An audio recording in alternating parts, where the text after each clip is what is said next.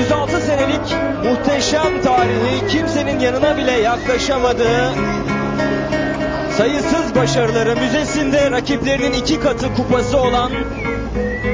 Türk sporunda ilk ve teklerin takımı,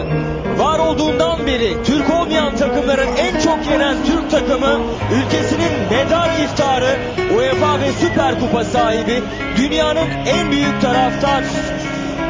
oluşumu, Ultra Aslan'ın gururu, 1481'den beri